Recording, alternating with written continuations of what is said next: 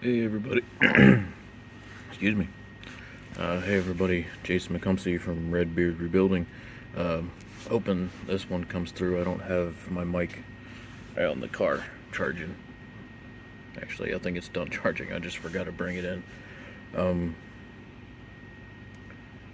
on the lines of workouts and things like that, there is nothing really to report. Didn't get a chance to do much yesterday. I was more focused on the kids. Um,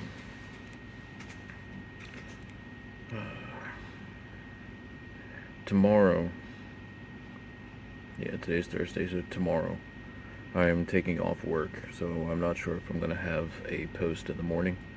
Um, uh, Hoping to do one in the evening or in the afternoon because taking off work, so I should be able to. But it kind of depends on what the doctor appointment tells us tomorrow. I'm not sure if I was how much I've said about this, but I know I've said some. Um, Currently, the baby that is still cooking. Um, Now, we don't know if any of this is at all a problem. That's why we're going to a specialist just to make sure and see what they tell us. If we listen to the doctors that have talked to us already, they aren't concerned about it. Excuse me. There is currently, or at least on the last scans that we saw, a cyst on the umbilical cord. And, um, like I said, according to what, the last doctor that we talked to, she was just the general pregnancy doctor. I'm not sure, like, what type of doctor she was, or if she was just a midwife, to be honest. I don't remember which one she was. I know a lot of the people that we normally talk to are midwives. So, either way, um, she wasn't very concerned about it. I mean, there's always a concern, obviously, for something like that, but she wasn't highly concerned about it. Um, because when we got the other test done, it came back with no uh, no like warning signs, or it came back at a very low risk for anything that that test went for. Um, so she wasn't very concerned about it, and she gave us all good news and all positive vibes, that type of thing. Um, and I've been doing my best just to kind of keep myself on that vibe and telling Emily to stay on that vibe and things like that. But I know Emily's mind. It's weird. In this situation, Emily and I kind of took two different routes. And it's not the route that I'm used to taking, because I'm normally just, before we got married, before we started having kids, you just think for yourself. You don't have to think for other people. And, as our relationship progressed and then we got married, you have to think for other people as well, and how are they going to deal with things, and how are they going to feel about things. Um, and she she get she has depression issues, and takes medication for it and stuff like that. I mean, it's nothing that I see as crazy amounts. Like, I don't want to say crazy because that makes you think, oh, she's crazy. I'm talking about crazy as in like levels. Um, but she does have it. She does have a lot more anxiety than I do, that she also has to take medications for. But I think it's what they consider more working anxiety, or stuff that can and does affect you, but you can still get through the day. You can still work through things. Now, I mean, obviously everybody has anxiety, so I think everybody has some sort of working anxiety. But then you have other people that can't go through the day without some sort of medication for anxiety. So, like, I have basic working anxiety. It can still affect me. It still takes its toll, but you get through the day. You keep on rolling. there's times where I've had to help Emily through like some sort of breakdown where, you know, whatever was going on for her at the time, and I've had to work her through it. So after dealing with that a couple times, you realize how much more weight you have to carry and how much more you have to take care of other people. So, you know, I was always the pessimist. I was always the one that just took that route, because if it turned out for the better, it was good news. Everything was great. Things were good. Keep on rolling. If it turned out for the bad, I'm like, all right, I'm prepared for this. I know what's going on. And that rubbed off on her, and in a way that's bad, because she's carrying the child.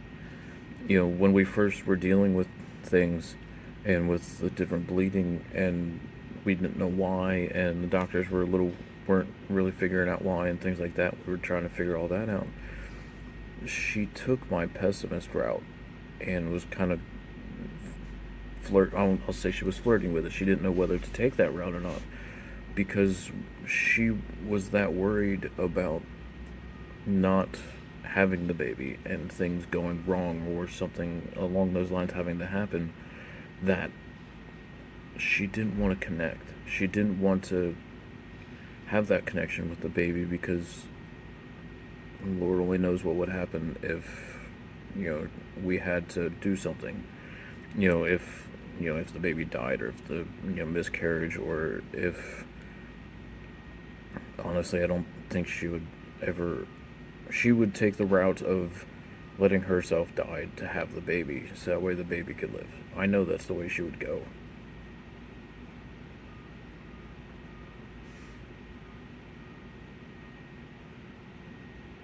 Sorry.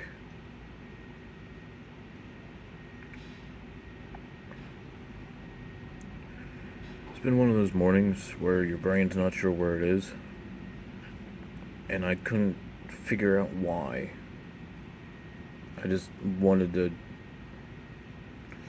I wanted a, I wanted a crappy breakfast sandwich and an energy drink, and I couldn't figure out why. You know, I'm used to just taking my shake and just start my morning, but today was just something I needed, and I went and got one. I still have my shake, and I'm gonna drink it, and my vitamin and everything else, but I just needed something else, kind of that comfort food, I guess. But anyway, I don't know if this video is making much sense. It's more of a letting me talk sort of thing, but anyway.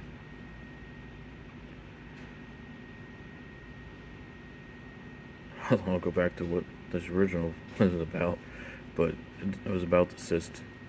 So like I said, Emily has depression. Emily has more anxiety and depression than I do, and I feel like I carry a lot of that weight, because I'm her husband. I have to help take care of her, and, you know, do what I can to take care of her, take care of the baby, and help out the best I can until baby number 2 shows up, and then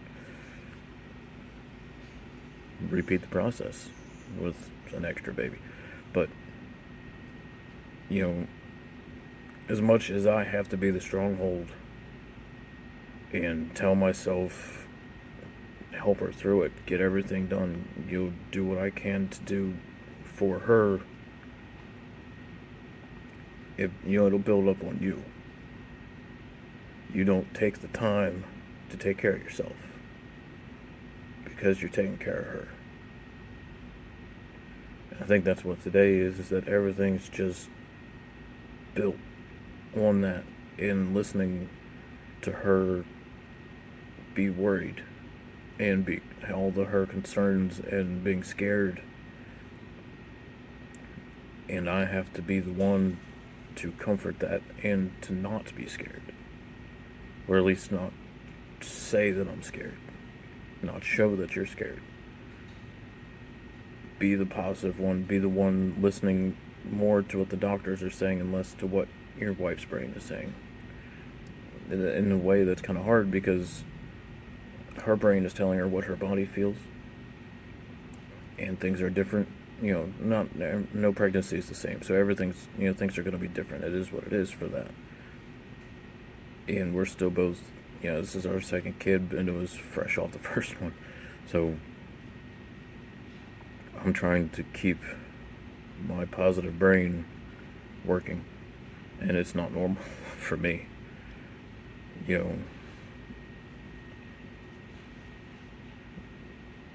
I've made, it's weird, I've made a lot of changes for myself and for her, just personally, but my brain fights itself because it still wants to be the pessimist. It still wants to be in a way, it's still trying to prepare myself if something happens, to always be prepared, to always be able to take whatever happens and keep rolling is what you have to do.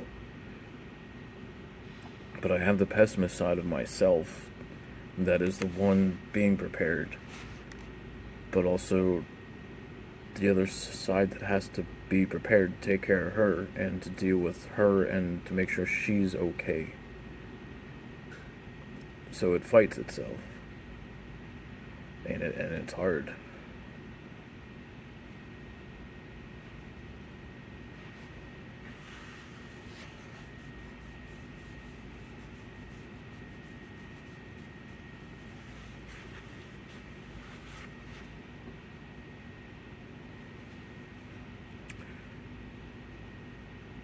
I love my wife, I love my baby,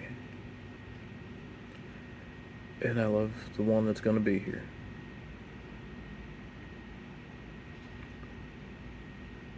These last few months have been fucked up.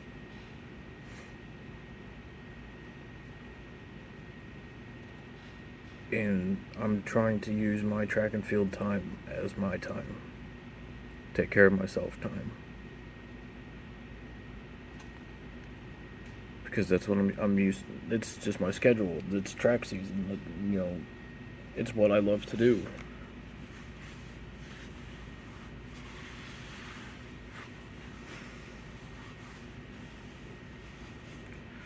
Everybody talks about self-care. Take care of yourself so you can take care of other people.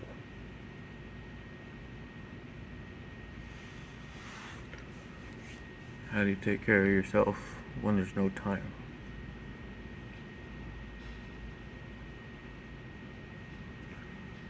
There just isn't time.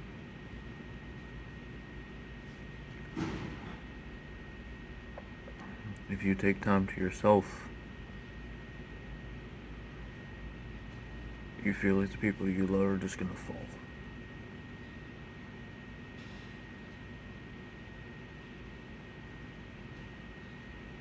In a way, it's trying to keep somebody else from sinking in quicksand while you're sinking in the quicksand.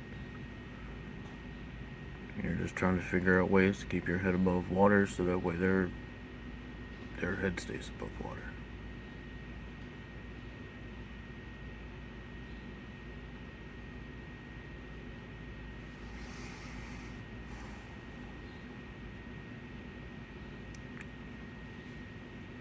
I'm gonna go put my headphones in. Just drift off for a couple minutes until work starts. Got practice later today. Hopefully it's warm enough that I can put on my change of clothes. I don't know. I gotta look at the temperature. I forgot my long pants, so I don't have sweats for the day. I at least have a sweatshirt so I can deal with that. Maybe I'll just take some time.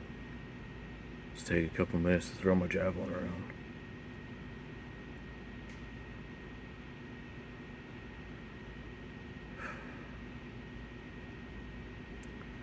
Stay safe. So far. Take care of each other. Do your damnedest to take care of yourself. So I give Michelle Carr's video. Love your vibe. Thank you so much. Welcome. Ken of you, thank you so much for 2 Good months. job. Thank you so much for 2 months. L Lions, thank you so much for 6 months. Queen of Virgo, thank you so much for 23 months. Good job. Ambivalent Go, thank you so much for the gifted Good job, sis. So good.